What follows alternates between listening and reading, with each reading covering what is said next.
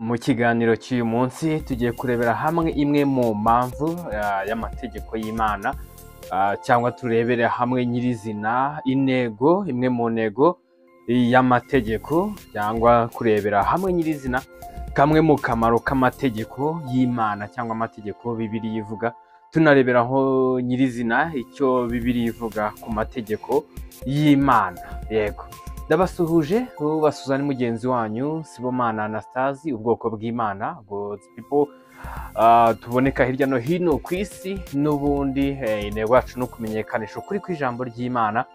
Niko nyirizina turimo no gusuhuza ubwoko bw'Imana buboneka muri Afurika yose, ubwoko bw'Imana muboneka muri Amerika, Aziya, Europe, Australia, impande n'impande. Mugubwe neza, yego, ubuzima mwaba muri mu bwaribwo bwose uko bwaba bumeze, yego, mukomerere mu mwami, kandi hari ibyiringiro by'uko n'ubundi tuzabana na data wa twese mu gihugu cyo mu ijuru. Yego, rero nk'ubwoko bw'Imana tuboneka hirya no hino ku isi kubw'ubuntu bw'Imana muri Kristo Yesu, kuko Yesu Kristo ataraza mu isi ngo acungure abantu, ubwoko bw'Imana bwabonekaga mu gihugu cya Isiraheli gusa. Rero ubwoko bw'Imana buri gihe, buri hantu, kuri buri gikorwa doza umutima ku by'iwacu mu ijuru. Niho uza gusanga n'ubundi ikintu umuntu aharira igihe kirekire mu buzima bwe, agatanga imbaraga n'ubutunzi kubw'intego y'icyo kintu. Icyo kintu niyo Mana ye, cyangwa icyo kintu nicyo kiraza kwerekana Imana ye nyirizina. Rero tugiye kurebera hamwe nyirizina nk'ubwoko bw'Imana, tureba ku mategeko icyo Bibiliya yavugaho, dore ko twiga Bibiliya hano kuri Rera TV1, tureba icyo Imana yavuze, tureba icyo dusaba gukora kugira ngo abe ari byo dukora n'ibyitubuza twe kubikora. Tugiye kureba n'ubundi imwe mu mpamvu y'amategeko y'Imana, cyangwa imwe mu ntego y'amategeko y'Imana, tunareba nyirizina kamwe mu kamaro cyangwa mu mimaro y'amategeko y'Imana. Niho tugiye gusoma n'ubundi mu gitabo cya Bibiliya, tureba muri Ezekiyeli, ubuhanuzi bwa Ezekiyeli ibice 20 ku murongo wa 24 kugera ku 26, niho hagira hati: kuko batakomeje amateka yanjye, ahubwo amategeko yanjye barayanze, bazirura n'amasabato yanjye, kandi amaso yabo akurikirana ibigirwamana bya base. Nuko mbaha amategeko atababonereye, n'amateka atababeshaho, kandi mbandurisha amaturo yabo, kuko bacishije imfura zabo zose mu muriro, kugira ngo mbahindure ingegera, babone kumenya yuko ari njye Uwiteka. Ego, rero iri jambo niryo turimo kurebaho nyirizina. Turimo kureba kamwe mu kamaro k'amategeko, tureba imwe mu mpamvu amategeko y'Imana yabonetse cyangwa yashyizweho, cyangwa tunareba imwe mu ntego n'ubundi y'amategeko y'Imana. Niho dusanze ijambo ry'Imana ribivugaho ngo kuko batakomeje amateka yanjye, ahubwo amategeko yanjye barayanze, bazirura n'amasabato yanjye, kandi amaso yabo akurikirana ibigirwamana bya base. Hano harimo kugaragazwa buryo ki bari bateye abarahawe amategeko, abantu bahabwa amategeko, uburyo bari bateye nibwo burimo kugaragazwa. Ariko amategeko aza ashyirwaho, amategeko agendanye n'iby'Imana yashakaga, cyangwa n'umurongo Imana ishakamo abantu. Ayo mategeko agiyeho asanga arimo kugongana n'ubundi n'ibyo abantu bakora cyangwa ibyo babamo. Nshatse kuvuga uko Imana yabishakaga, cyangwa ariyo mategeko yashyizeho, yaje agongana n'uko abantu bateye, cyangwa imibereho y'abantu uko yari iri icyo gihe. Rero ariho biza guhindukira bigaragara yuko barimo kugongana n'iby'Imana yashakaga. Ngo nuko mbaha amategeko atababonereye, n'amateka atababeshaho. Hano Bibiliya uko igenda ibigaragaza, turareba no mu zindi Bibiliya Ikinyarwanda zikoresha icyo bishatse gusobanuraho nyirizina. ariko nyirizina uko bari bateye, imiterere yabo, imibereho yabo, imibanire yabo bwite, imibereho yabo y'imyizerere, uburyo bwo gusenga bari bafite, intumbero yabo, aho bari naho bateganya kujya mu buryo bw'imyemerere, uko bari byari bihabanye n'icyo Imana ibashakaho cyangwa n'icyo yabategekaga, n'icyo yabasabaga.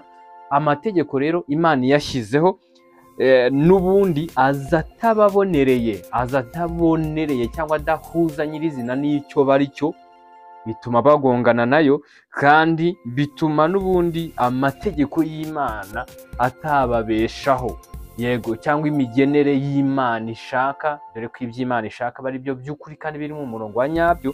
Icyo Imana yashakaga dukurikije n'ubuzima bari barimo, amategeko yayo aza agaragaza yuko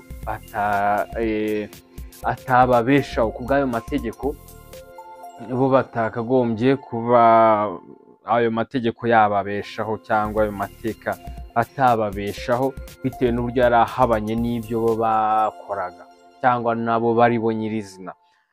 Ijambo rikomeza ryerekana ngo kandi mbandurisha amaturo yabo. N'amaturo baraturaga, ariko ugasanga bihabanye n'icyo Imana yashakaga cyangwa n'icyo Imana itegeka. Rero ugasanga bo uko bashaka n'uburyo babayeho batakagombye kubibamo, bitewe n'icyo amategeko y'Imana yamenyeshaga cyangwa yavugaga, n'icyo Imana yabategekaga. ngo kandi mbandurisha amaturo yabo, kuko bacishije imfura zabo zose mu muriro, kugira ngo mbahindure ingegera, babone kumenya yuko ari njye Uwiteka. Amategeko aje kureba, cyangwa amategeko yaje asanga hari ibyo baba barimo kugenderamo, kandi ibyo bagenderagamo niko bari. Rero amategeko yaje ahishura yuko bo mu ruhande rwabo bari basanzwe n'ubundi ari ingegera, ariko amategeko aza kuberurira cyangwa aza gutwikurura abo bari bo, dore ko amategeko, ko tugenda tubona umumaro wayo, aza ahishura cyangwa yerekana ibyaha bihari nyirizina. Reka turebe Bibiliya ntagatifu uko ibivuga, cyangwa ikinyarwanda cyo muri Bibiliya ntagatifu uko kibivuga. Haravuga ngo muri Ezekiyeli 20:24 kugera kwa 26 haragira hati, kuko batakurikije amabwiriza yanjye, bakirengagiza amategeko yanjye, bakandavuza sabato zanjye, kandi bakihambira ku bigirwamana by'abakurambere babo, ndetse nageze n'aho mbaha amategeko y'amananiza n'amabwiriza atashoboraga kubabeshaho, mbandurisha amaturo yabo igihe banuraga abana, mu gihe banuraga abana babo buburizaho ibitambo, ari ukugira ngo bakangarane maze bamenye ko ndi Uhoraho.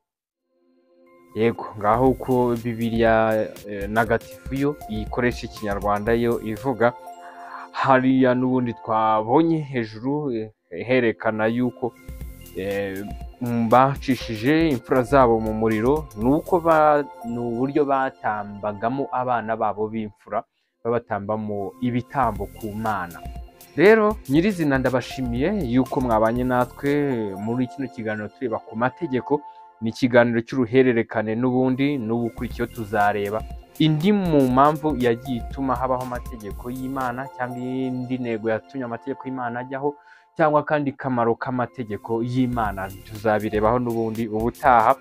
Hano twari turimo tureba nyirizina mu kamaro k'amategeko, karimo gahishura abo bari bo, abahawe amategeko abo bari bo nyirizina. Hano kuri 26 niho havuze ngo kandi mbandurisha amaturo yabo. Bari basanzwe n'ubundi bayatura, ariko bari banyuranyije n'uko Imana yabishakaga, ngo kuko bacishije imfura zabo zose mu muriro. N'abana babo b'imfura babaturaga Imana nk'ibitambo, kandi nabwo bikaba birimo gukorwa mu buryo butari buze gutuma Imana ibinezerwa, kuko kuko bari bari mu murongo unyuranye n'icyo Imana yashakaga, ngo kugira ngo mbahindure ingegera babone kumenya yuko ari njye Uwiteka. Hano amategeko aje ahishura yuko bo nyirizina ari ingegera, ariko amategeko ataraza iryo zina ntabwo ryari ribariho, cyangwa uwo mugayo wo kuba ari ingegera ntabwo byari bibariho amategeko ataraza. Rero amategeko aza yerekana ibyaha, twikurura ibyaha, yerekana ibyaha biriho cyangwa bihari. Yego, ndabashimiye God's people, bwoko bw'Imana muboneka hirya no hino ku isi. Twiga Bibiliya byimbitse tugamije kugira ngo tumenye icyo Imana ishaka, kugira ngo abe aricyo twubahiriza, kugira ngo abe aricyo dukora, tugendere mu murongo w'iby'Imana ishaka, tubeho mu minota dufite kuri iyi si, iminota tuhafite, amasegonda tuhafite, iminsi tuhafite cyangwa imyaka, tuhabe dukora icyo tugomba kuba dukora nk'ubwoko bw'Imana, nk'abayoborwa n'umwuka w'Imana.